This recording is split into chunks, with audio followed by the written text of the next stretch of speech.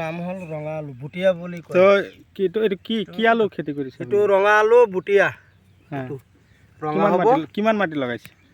মাটি আছে 4 কাঠা। নিকানি কাম কৰি আছে আজি? অলপ এই যে গাছটো বাছি দি আছোঁ। এইবিলাক ঘাঁহ বন হৈ আছে না? এইটো দিফালে নিকানি কৰাৰ পিছত পানী মাৰিব লাগিব। আচ্ছা, এতিয়া মাটি শুকাই গৈছে আৰু মাজে মাজে দেখোন জলকীয়াও লগাইছে। এইটো জলকীয়া। এইটো কি জলকীয়া? এইটো চলি। কি চলি? চলি আকাশী তেল? আকাশী তেল চলি। তো গোবৰ কিমান দিছে 4 কটাত?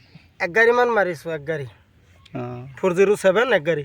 তো আলু গুটি যে লগাইছে, আলু গুটি কিমান পেকেট গৈছে ইয়াত?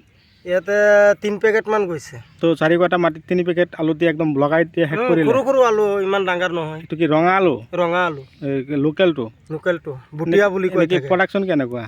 প্ৰডাকশ্যন আছে বহুত ভাল না। এতিয়া জলকীয়া যে লগাইছে, জলকীয়া আৰু আলু দুটা ক্ষতি নহ'ব নেকি? ক্ষতি নহয়। আলু কিমান দিন থাকিব? 40 দিন মাহত উঠাই দিম। 40 দিনমান পিছতো উঠাই দিব। হ্যাঁ।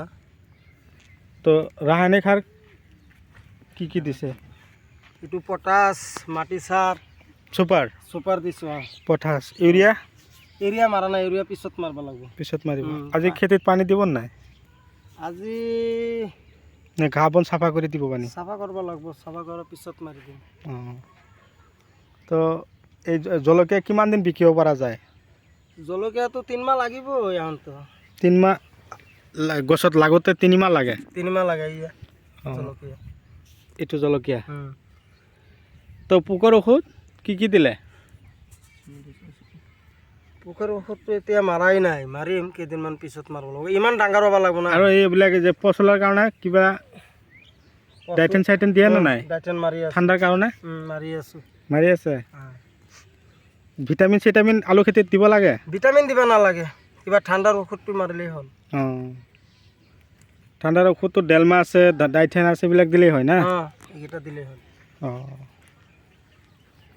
তো পানী কি খেতি নিকানি কৰাৰ পিছত দিব লাগে না আগত দিব লাগে? নিকানি আগতে দিলে ভাল হয়, নিকানিটো দিলে আৰু কিবা ঘাসটো নহয়।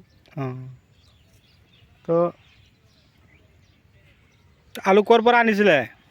তো আলু আনিছোঁ বেছিমাৰি। টাউনৰ পৰা। জলকীয়া কিমান দূৰে দূৰে লগাইছে? 1.5 ফুট। 1.5 ফুট? আৰু আলু এই 1.5 ফুট লগাইছে, তাৰ মাজে মাজে এটাকৈ লাইন দিছে? লাইন আছে। আলু লাইনটো তেনেহ'লে কিমানকৈ পৰিল? এই 1.5 ফুটে পৰিল? 1.5 ফুটে পৰিলে। এইটো লগাব লাগিব 18 ইঞ্চি 17 ইঞ্চি আলুটো লগালে। 18 আৰু 17 ইঞ্চি? আৰু লাইন টু লাইন তাৰমানে? Line to line. আৰু এটা আলুৰ পৰা আৰু এটা আলুৰ দূৰত্ব কিমান দিছে? কিমান দিছে? 4 আঙুল? 4 আঙুল, কিবা 3 আঙুল 5 আঙুল এনেকুৱা দিলেই হ'ল। তো এইবাৰ আলু খেতিৰ পৰা কিমান টকা পাব আশা কৰিছে? এতিয়া মালিকে কিমান দিয়ে পিছত চাম। তো পুহ মাহত যি ঠাণ্ডা, আপুনি আলু মালিকে দিয়ে আপুনি মাৰিলেই কমি যাব না? আলু সব গজালি মাৰিছে না? সব গজালি আহিছে। 4 কঠা মাটি, ভালেই হ'ব আলু, দেখাত ভালেই লাগিছে না? লাগিবই। কিমান দিন হ'ল? 15 দিন মান হৈছে লগাইছে। 15 দিন? 15 দিন। তো বন্ধুসকল, খেতিয়কে ধুনীয়াকৈ আপোনালোকৰ লগত কথাখিনি পাতিলে। তো কি ঔষধ কি সাৰ দিছে ধুনীয়াকৈ জনাই দিলে আপোনালোকক।